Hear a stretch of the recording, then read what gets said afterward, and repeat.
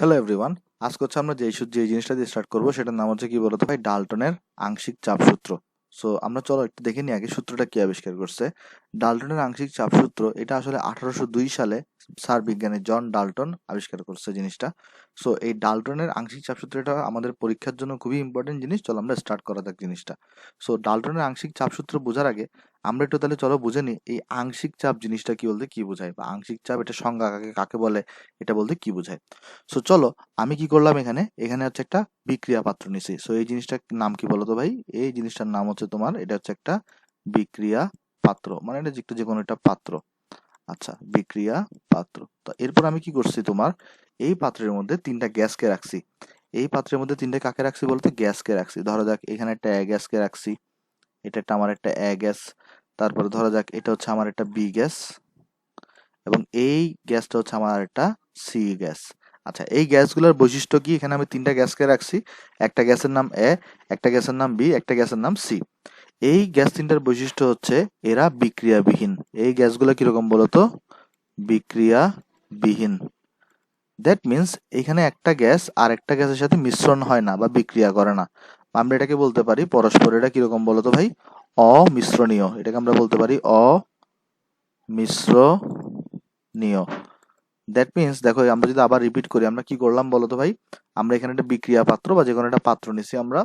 ওই পাত্রের মধ্যে আমরা তিনটা গ্যাসকে রাখছি, যে গ্যাসগুলোর নাম হচ্ছে এ, বি আর এটা হচ্ছে তোমার সি। এই তিনটা গ্যাস হচ্ছে কি বলতো ভাই? পরস্পর বিক্রিয়াবিহীন বা পরস্পর অমিশ্রণীয়। সো আশা করি জিনিসটা আমরা বুঝতে পারছি। সো চলো আমরা এই লেখাটাকে আমরা একটু করে বাইরে নিয়ে আসি। আমরা যদি এখানে এখানে জিনিসটাকে আনি, তাহলে এদের বৈশিষ্ট্য হচ্ছে তোমার বিক্রিয়াবিহীন বা এরা হচ্ছে পরস্পর অমিশ্রণীয়। তাহলে একটা জিনিস দেখো তো, এই এ গ্যাস পাত্রের ভিতরে চাপ দিচ্ছে একটা, বি গ্যাস পাত্রের ভিতরে আরেকটা চাপ দিচ্ছে, সি গ্যাসও পাত্রের ভিতরে চাপ দিচ্ছে। তাহলে তিনটা মিলায়ে আমি ধরি গ্যাসের ভিতরে মোট চাপ দিচ্ছে হচ্ছে পি টোটাল।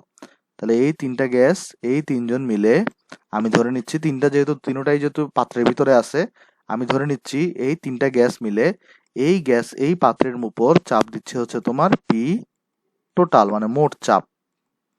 তাহলে এখানে আমরা কি বলতে পারি? এ কমা বি কমা সি দ্বারা, এ কমা বি কমা সি গ্যাস গুলো দ্বারা, গ্যাসগুলো দ্বারা পাত্রের পাত্রের উপর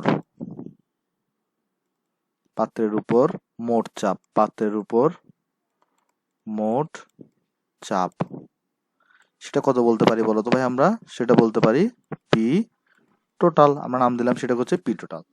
এখন চলো আমরা একটু বোঝার চেষ্টা করি তাহলে আংশিক চাপ জিনিসটা কি। আচ্ছা, তাহলে চলো আমি আংশিক চাপ জিনিসটা কি তোমাকে বুঝাই। দেখো এখানে তিনটা গ্যাস আছে না ভাই? এরা কিন্তু কি বলতো ভাই? পরস্পর বিক্রিয়াবিহীন বা পরস্পর অমিশ্রণীয়। এটা মানেটা কি? একজন আরেকজনের সাথে জোড়া লাগানো নাই, বা একজন আরেকজনের সাথে তোমার কোনো কি করতেছো না, রিয়াকশন করতেছো না, যেহেতু বিক্রিয়াবিহীন। তো তুমি কি করলা, এই তিনটা গ্যাস থেকে যে কোনো দুইটা গ্যাসকে সাপোজ ধরো বাইরে নিয়ে আসলা। সাপোজ তুমি যেটা করলা সেটা হচ্ছে যে এখানে তিনটা গ্যাস ছিল এবিসি, তুমি এখান থেকে সাপোজ ধরো বি এবং সি কে তুমি পাত্রের কোথায় নিয়ে আসলা? বাইরে নিয়ে আসলা। তাহলে বি এখন সি কিন্তু কোথায় আছে? পাত্রের বাইরে আছে। তাহলে এখান থেকে তাহলে আমরা পাত্র থেকে মুছে দিই, কারণ বি এবং সি কে তুমি পাত্র থেকে বাইরে নিয়ে আসছো। তাহলে এখানে পাত্রের ভিতরে কে আছে ভাই? পাত্রের ভিতরে কিন্তু তোমার শুধুমাত্র এ আছে। তাহলে এই পাত্রের ভিতরে এটা তোমার এই টোটাল, আগে দেখো, আগে এখানে তিনটা ছিল, এ ছিল, বি ছিল, সি ছিল। তাহলে পাত্রের পুরো আয়তন কিন্তু এ বি সি তিনটা মিলিয়ে দখল করতো। কিন্তু এখন তুমি যখন বি এবং সি কে বাইরে নিয়ে আসছো, পাত্রের মধ্যে কে আছে? শুধুমাত্র পাত্রের মধ্যে শুধুমাত্র এ আছে। এবং তখন পাত্রের এই সম্পূর্ণ আয়তনটা কে দখল করবে? এ দখল করবে। তাহলে এই তখন এটা যখন তোমার পাত্রের সম্পূর্ণ আয়তন দখল করছে, তখন এ যে চাপটা দিবে সেই চাপটাকে বলা হবে এ এর আংশিক চাপ। তাহলে জিনিসটা আমরা আবার ক্লিয়ার করি। দেখো তুমি এখানে প্রথমে কি করছো, তুমি এখানে প্রথমে একটা পাত্রের মধ্যে সাপোজ ধরো তিনটা গ্যাস নিছো। গ্যাসগুলোর বৈশিষ্ট্য হচ্ছে এই গ্যাসগুলো পরস্পর বিক্রিয়াবিহীন এবং অমিশ্রণীয়। তারপরে তুমি কি করছো, যে কোনো দুইটা গ্যাসকে তুমি বাইরে নিয়ে আসছো। তাহলে যে গ্যাসটা অবশিষ্ট রয়ে গেছে সে এখন পুরো পাত্র জুড়ে একা থাকতেছে না। আর ওই একা থাকা অবস্থায় সে গ্যাসটা যে পরিমাণ চাপ দিবে সেই চাপটাকে বলা হবে ওই গ্যাসের আংশিক চাপ। যেমন এটা যদি এ গ্যাস চাপ দেয়, তাহলে এটাকে বলা হবে পি অফ এ। তাহলে পি অফ এ জিনিসটা কি দেখো তো? তাহলে পি অফ এ এই জিনিসটা দ্বারা আমরা বোঝাচ্ছি এ গ্যাসের আংশিক চাপ। তাহলে পি অফ এ এটা দ্বারা বোঝাচ্ছি এ গ্যাসের আংশিক চাপ, গ্যাসের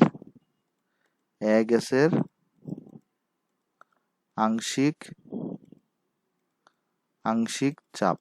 দেখো জিনিসটা বুঝছো কিনা, আমরা যদি সংজ্ঞাটা বলি তাহলে আমাদের আরো ক্লিয়ার হবে। দেখো কি বলতেছে, কোনো নির্দিষ্ট তাপমাত্রায় বিক্রিয়াবিহীন, দেখো বিক্রিয়াবিহীন কোনো গ্যাস মিশ্রণের, দেখো এখানে এ বি সি তিনটা ছিল, কোনো একটি উপাদান গ্যাস, তাহলে কোনো একটি উপাদান গ্যাস মানে ওই তাপমাত্রায় মিশ্রণের সমস্ত আয়তন একাকে দখল করলে, দেখো আমি ওই তাপমাত্রায় কিন্তু সমস্ত আয়তন দখল করছে, যখন আমি বি আর সি কে সরাই ফেলছি তখন সে একা দখল করলে যে চাপ প্রয়োগ করতো, তাহলে যে চাপটা সে প্রয়োগ করছে একা দখল করে, তাকে সেই চাপটাকে ওই উপাদান গ্যাসের আংশিক চাপ বলা হয়। তো এই যে যেটা চাপ দিয়েছে তখন সেটাকে আমরা কি বলবো, এর আংশিক চাপ বলবো।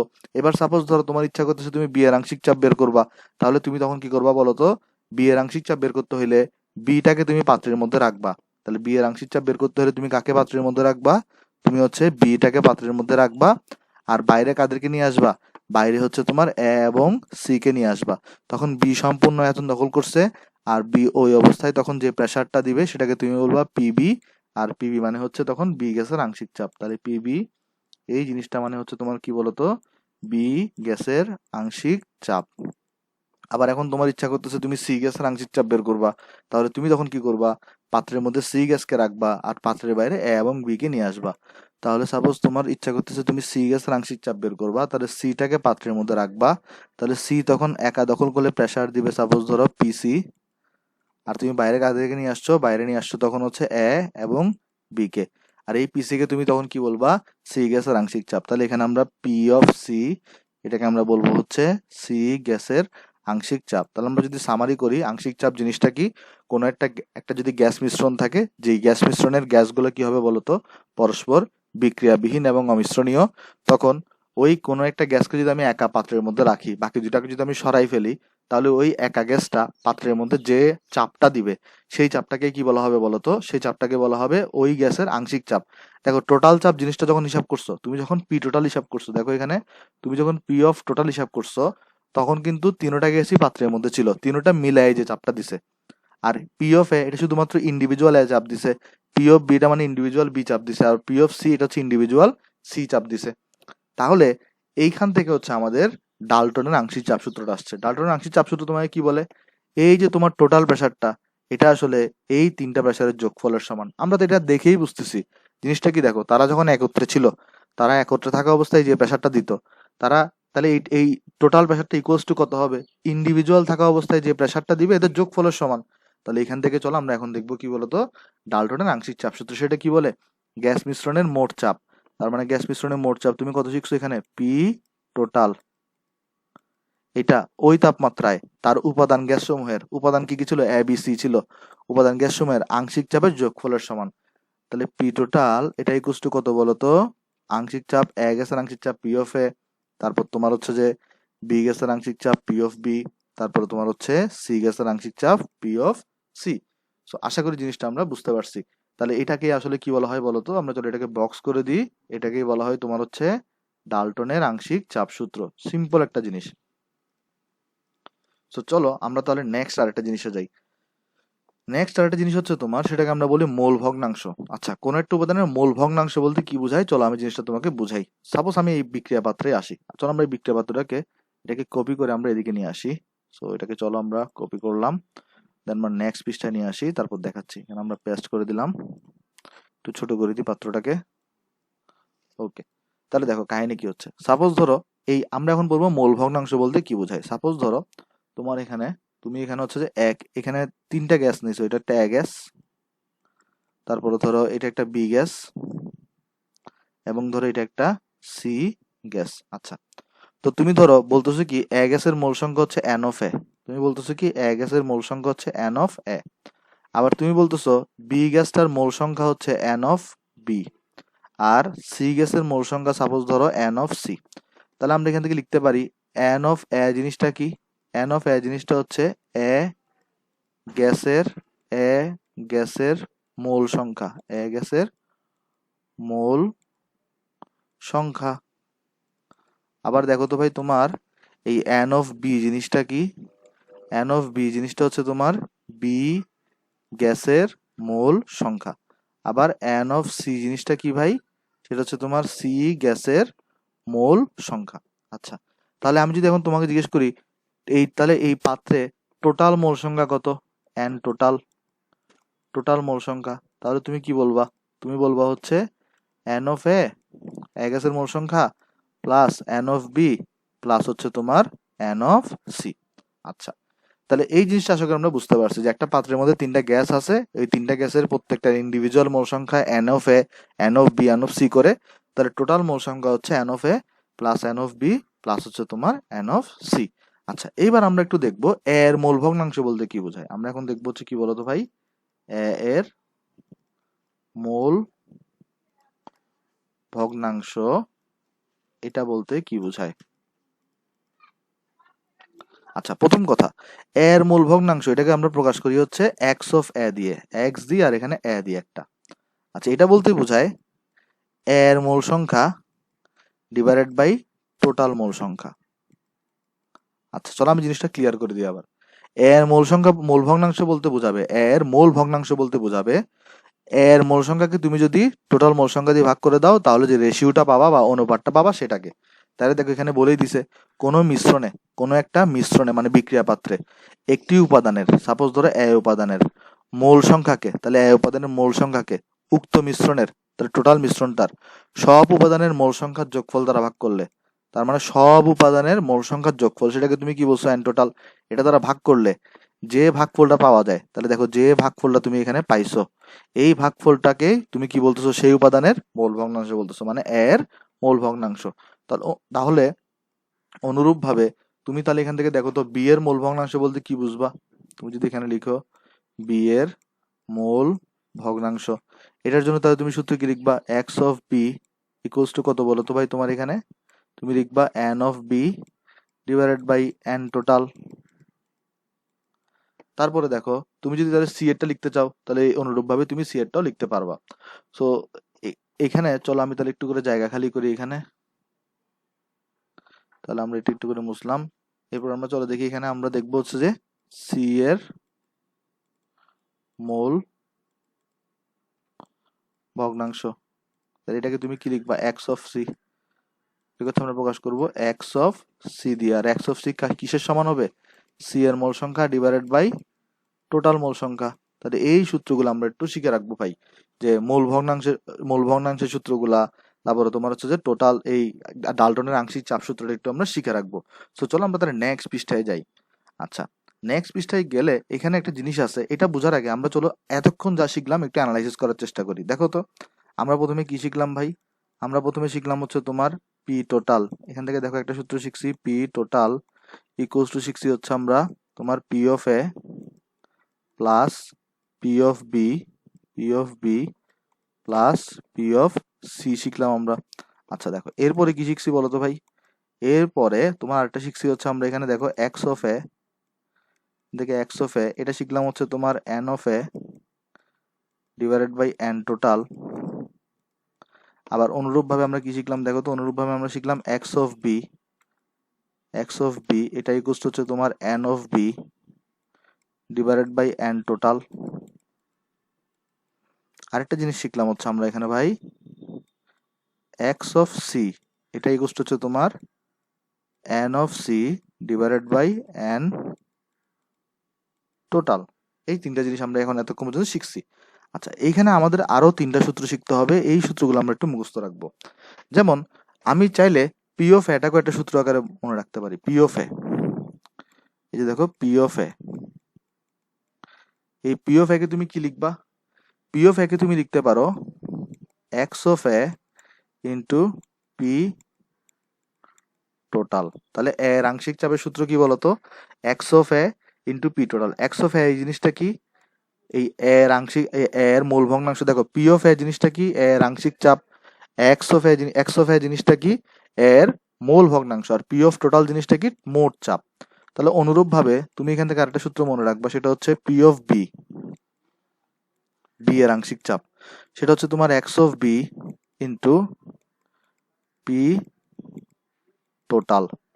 তারপরে তুমি অনুরূপ ভাবে আরেকটা জিনিস মনে রাখবা, সেটা হচ্ছে P of C, that means C এর আংশিক চাপ, সেটা হচ্ছে তোমার কত বলতো ভাই, X of C into P total. এগুলো একটু কষ্ট করে মনে রাখবা, তোমরা চাইলে এই সূত্রগুলো একটু কষ্ট করে মনে রাখবা, কারণ এগুলো অনেক ইম্পর্টেন্ট সূত্র আমাদের ম্যাথমেটিক্সের জন্য। সো চলো আমরা তাহলে এই জিনিসগুলোকে একটু এদিকে সরাই এবং আমরা আমাদের এখনকার টপিকগুলো একটু দেখি। এই জিনিসগুলোকে আমরা একটু ছোট করব আর সরাই দিব, এগুলোকে একটু ছোট করি আর এদিকে আমরা সরাই আনি জিনিসটাকে। আচ্ছা, তাহলে আমরা এটাকে একটু চাপাই দিয়ে এদিকে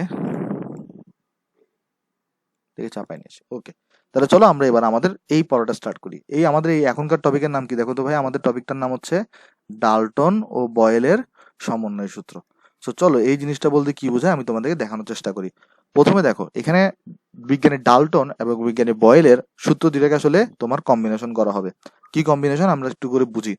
দেখো তো ভাই, তুমি যখন বয়েলের সূত্র শিখছো, তুমি বয়েলের সূত্রটা কি শিখছো বলো তো? বয়েলের সূত্র থেকে তুমি শিখছো হচ্ছে পিভি, এটা ইকুয়ালস টু কি বলতো ভাই? কনস্ট্যান্ট ছিল। কখন কি স্থির হইতো কি স্থির হইতো আমাদের তাপমাত্রা টিটাকে কি হইতো বলতো? স্থির হইলেই আমি তখন বয়েলের সূত্র অ্যাপ্লাই করতে পারতাম। তার মানে বয়েলের সূত্র আমি কখন অ্যাপ্লাই করতে পারবো? যখন আমার তাপমাত্রা বা টেম্পারেচারটি স্থির হবে। তাহলে বয়েলের সূত্রটা কি ছিল বলতো ভাই?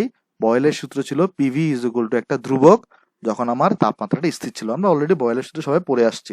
আচ্ছা, এখান থেকে দেখো তাহলে, ধরো এখানে তিনটা পাত্র আছে। ধরো এখানে কয়টা পাত্র আছে বলো তো? তিনটা পাত্র আছে। ধরো তুমি এখানে এ গ্যাসকে রাখছো, তারপরে ধরো এই পাত্রে তুমি বি গ্যাসকে রাখছো, এবং সাপোজ ধরা যাক এই পাত্রে তুমি সি গ্যাসকে রাখছো। তো এ গ্যাসটা ধরা যাক এই পাত্রে চাপ দিচ্ছে P1, আবার বি গ্যাসটা সাপোজ ধরা যাক এই পাত্রে চাপ দিচ্ছে P2, আর সি গ্যাসটা এই পাত্রে চাপ দিচ্ছে সাপোজ ধরো P3। এবং আমি ধরে নিচ্ছি এই এ গ্যাসটা এইখানের আয়তন হচ্ছে V1, এই বি গ্যাসটার এই পাত্রের আয়তন হচ্ছে V2, এবং এই সি গ্যাসটার এই পাত্রের আয়তন হচ্ছে তোমার V3। আচ্ছা, এখন তুমি এই আবার বলি, প্রথমে তুমি এটাকে তুমি 1 নাম্বার পাত্র চিন্তা করো। এই পাত্রে এ গ্যাস আছে, প্রেসার P1, ভলিউম হচ্ছে V1। এই পাত্রে বি গ্যাস আছে, প্রেসার হচ্ছে তোমার P2, ভলিউম হচ্ছে তোমার V2। আর এই পাত্রে সি গ্যাস আছে, প্রেসার হচ্ছে তোমার P3, ভলিউম হচ্ছে তোমার V3।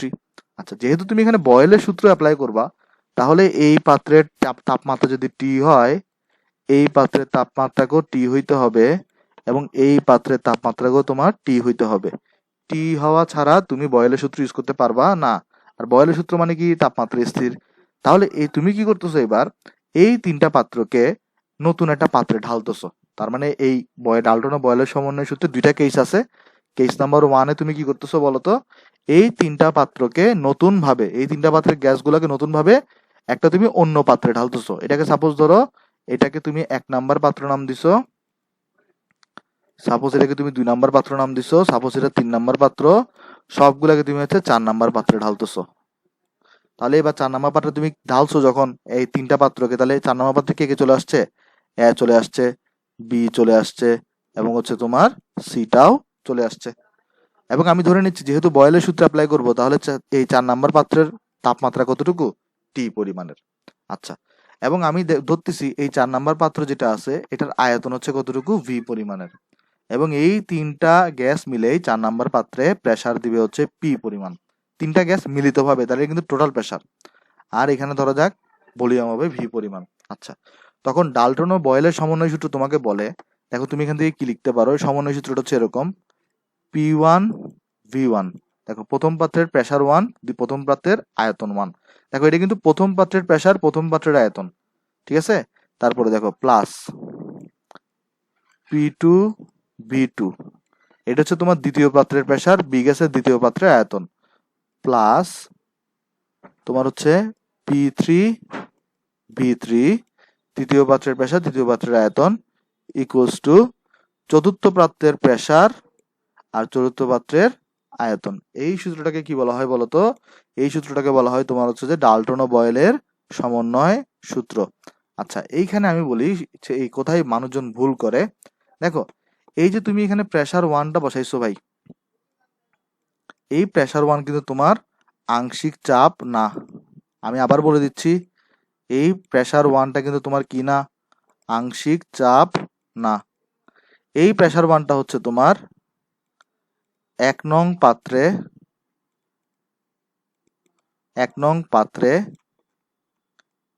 এ গ্যাসের চাপ। আমি জিনিসটা আবার বলি, এই প্রেসার ওয়ানটা কিন্তু তোমার কি না বলো তো ভাই, আংশিক চাপ না।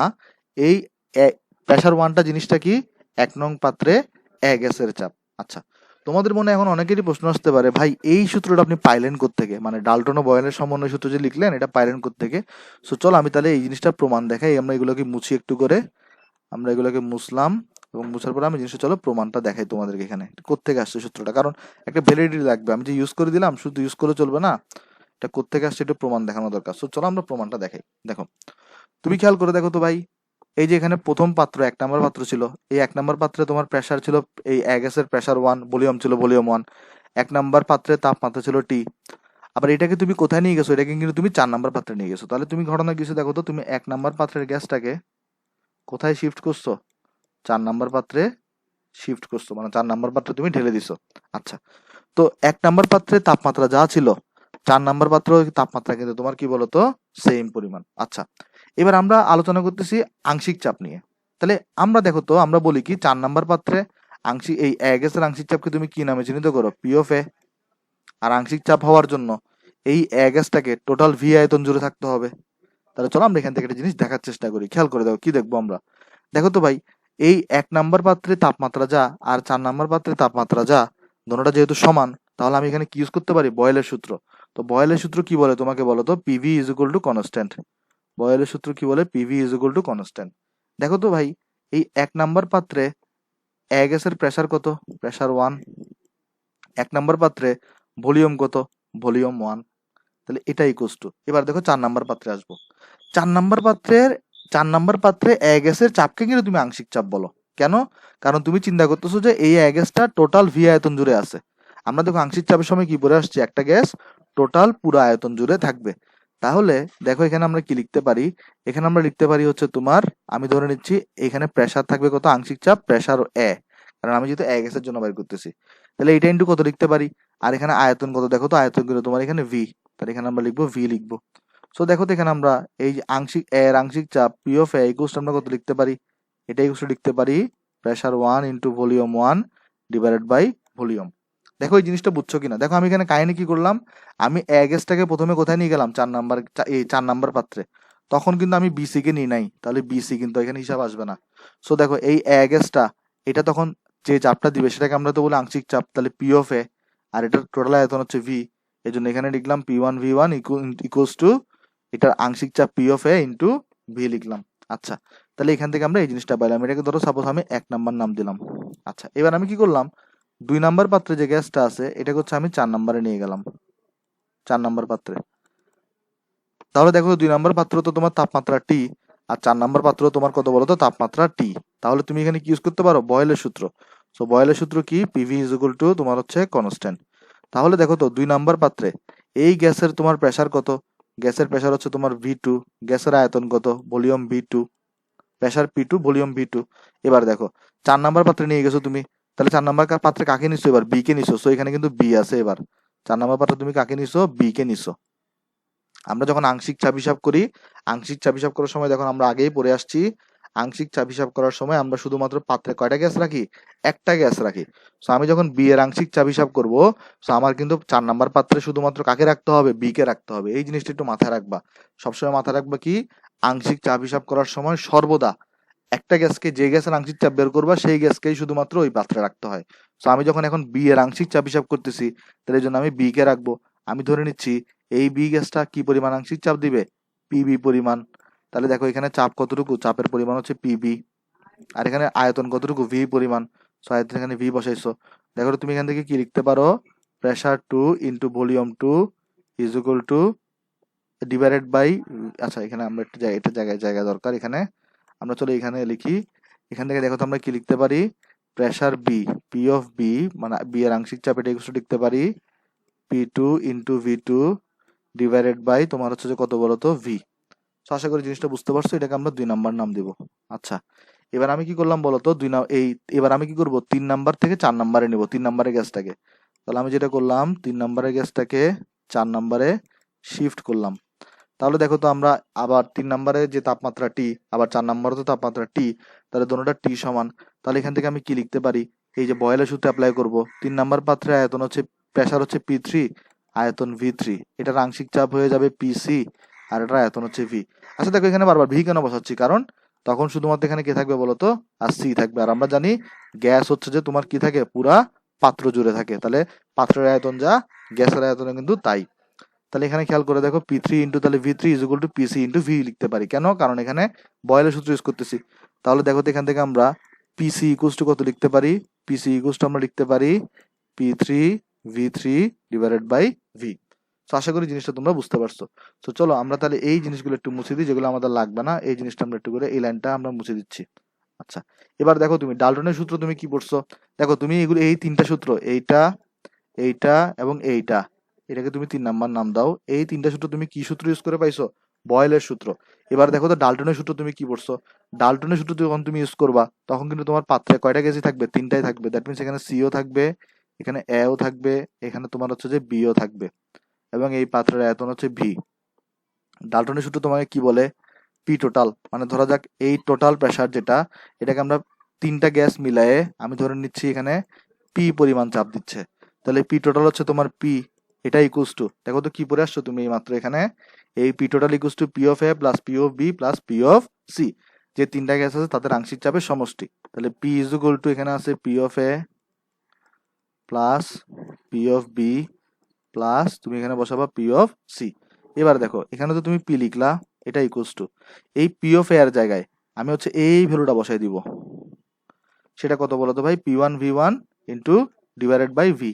তাহলে পি অফ এর জায়গায় বসাবো P one V one divided by V. দেখো এইটা বসাই দিলাম, পি অফ এর জায়গায় P one V one divided by V. So চলো আমি জিনিসটাকে একটু করে মুছে দিই, যেহেতু আমাদের কাছে জায়গা শর্ট। আচ্ছা, এরপরে কি লিখবো দেখো, প্লাস দিব, পিভির জায়গায় কোনটা লিখবো দেখো, এই যে P two V two divided by V, এখানে আমরা লিখবো P two V two divided by V লিখবো, প্লাস দেখো এরপরে কোনটা লিখবো, পিসির জায়গায় P three V three divided by V, তাহলে এখানে লিখবো P three V three divided by V. দেখো তো তুমি ভি লসাগু নাও এবং ভিটাকে এদিকে গুণ করে দাও, তাহলে তোমার এখানে কি পাচ্ছ, PV is equal to P one V one plus P two V two plus হচ্ছে তোমার এখানে পাচ্ছ পি থ্রি ভি থ্রি। দেখো তুমি প্রথমে এখানে বয়েলের সূত্র অ্যাপ্লাই করছো, পরে এখানে আবার তুমি ডাল্টনের সূত্র অ্যাপ্লাই করছো, তাই এই জন্য দুইটাকে মিলাই তুমি কোন সূত্রটা পাইছো, PV is equal to P one V one plus P two V two plus P three V three. So এই জন্য এটাকে বলা হচ্ছে কি বলতো, এই সূত্রটাকে, দ্যাট মিনস এই সূত্র দুটোটাই সেম, এটাকে বলা হচ্ছে ডাল্টন ও বয়েলের সমন্বয় সূত্র, কারণ দুটোটাকে মিলাই তুমি এই সূত্রটা পাইছো। বারবার বলতেছি সবাই ভুলটা করে কোথায়, এই প্রেসার ওয়ানের জায়গায় সে এটাকে মনে করে সে এ গ্যাসের আংশিক চাপ, এটা কিন্তু ভাই এ গ্যাসের আংশিক চাপ না, এ গ্যাসের আংশিক চাপ না, এটা কি জিনিসটা কি, এটা হচ্ছে 1 নং পাত্রে এ গ্যাসের চাপ, কিন্তু এই যে পি অফ এ, এটা হচ্ছে তোমার এ গ্যাসের আংশিক চাপ। সো আশা করি জিনিসটা নিয়ে আর কনফিউশন হবে না, যদি কনফিউশন হয় তাহলে আমাকে জানাতে পারো। তাহলে এই কেস নাম্বার ওয়ানে তুমি কি করছো বলো তো, কেস নাম্বার ওয়ানে হচ্ছে যে তুমি তিনটি গ্যাসকে ভি আয়তনের পাত্রে ঢালা হয়েছে, ভি আয়তনের পাত্রে ঢালা হয়েছে, আয়তনের পাত্রে ঢালা হয়েছে, এটা হচ্ছে কেস নাম্বার ওয়ান। সো চলো আমরা তাহলে দেখি, চলো কেস নাম্বার ওয়ান আমরা বুঝবো তাহলে কখন, এবং আমরা কেস নাম্বার ওয়ান থাকলে এই সূত্রটা অ্যাপ্লাই করে দিব সরাসরি, P one V one plus P two V two plus P three V three is equal to PV. So চলো আমরা তাহলে দেখি কেস নাম্বার টু জিনিসটা কি। কেস নাম্বার টু তে তোমার এখানে দেখো তিনটা পাত্র আছে আগের মতো, আমি ধরে নিচ্ছি এটা 1 নাম্বার পাত্র, তারপর এটা ধরে নিচ্ছি আমরা 2 নাম্বার পাত্র, এবং আমরা ধরে নিচ্ছি এটা হচ্ছে আমার 3 নাম্বার পাত্র। সো 1 নাম্বার পাত্র হচ্ছে আমার এ গ্যাস আছে, 2 নাম্বার পাত্র হচ্ছে আমার সাপোজ ধরো বি গ্যাস আছে, এবং 3 নাম্বার পাত্রে সাপোজ ধরো আমার সি গ্যাস আছে। তো এই এ গ্যাস 1 নাম্বার পাত্রে এ গ্যাসের চাপ সেটা হচ্ছে পি ওয়ান, এ গ্যাসের আয়তন হচ্ছে তোমার ভি ওয়ান, 2 নাম্বার পাত্রে বি গ্যাসের চাপ হচ্ছে পি টু, আবার আয়তন হচ্ছে তোমার ভি টু, 3 নাম্বার পাত্রে সি গ্যাসের চাপ হচ্ছে তোমার পি থ্রি, আয়তন হচ্ছে তোমার ভি থ্রি। তারপরে তুমি কি করছো, এটাকে এই তিনটা পাত্রকে একটা পাইপ দ্বারা যুক্ত করে দিছো, কি দ্বারা যুক্ত করছো বলো তো, পাইপ দ্বারা।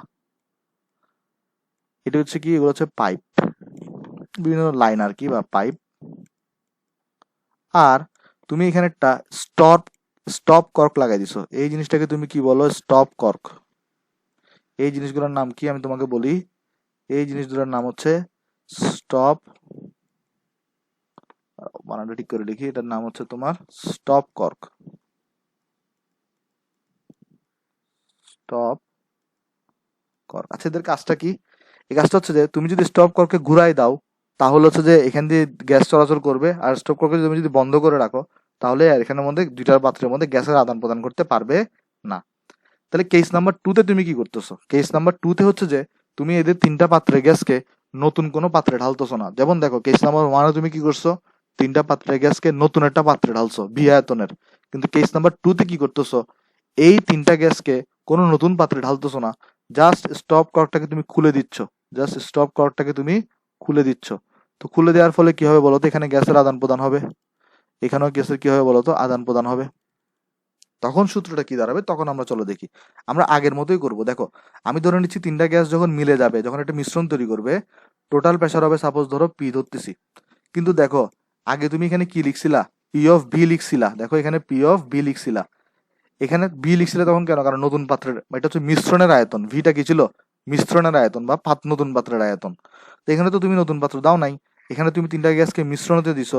তাহলে এখানে তুমি কি লিখবা বলো তো? V one plus V two plus V three, এটা equals to P one V one plus P two V two plus হচ্ছে তোমার পি থ্রি বি থ্রি। তো দেখো, এই সূত্র আর এটার মধ্যে ডিফারেন্সটা কোথায়? এই ক্ষেত্রে তুমি হচ্ছে যে নতুন একটা পাত্রে ঢালছিলা ভি আয়তনের, আর এই ক্ষেত্রে তুমি হচ্ছে কি করো নাই? নতুন কোনো পাত্রে ঢালো নাই, জাস্ট এদেরকে স্টপ কর্ক দিয়ে যুক্ত করছিলা, পরে এদের মধ্যে কানেকশনটা লাগাই দিছো। তো এইটাকে আবার বলা হয় বলতো কি? এই ক্ষেত্রে ডাল্টন ও বয়েলের আংশিক চাপ সূত্র, সরি সমন্বয় সূত্র। এবং এইখানে দেখো একটা জিনিস খেয়াল রাখবা, আমি ধরে নিচ্ছি সবার টেম্পারেচার কত করেছিল? টি করেছিল, যেহেতু এখানে বয়েলও রিলেটেড, তাই এখানে সবার ক্ষেত্রে টি করেছিল। সো তুমি চাইলে এটাকেও কি করতে পারো বলো তো? প্রুফ করতে পারো। আমি তোমাদের একটু ধরাই দিই তুমি এটা কিভাবে প্রুফ করবা। দেখো, তুমি প্রথমে দেখো তো, একদম শুরুতে যখন তুমি স্টপ কর্কটা বন্ধ ছিল, যখন তোমার স্টপ কর্ক গুলো কি ছিল বলো তো? বন্ধ ছিল।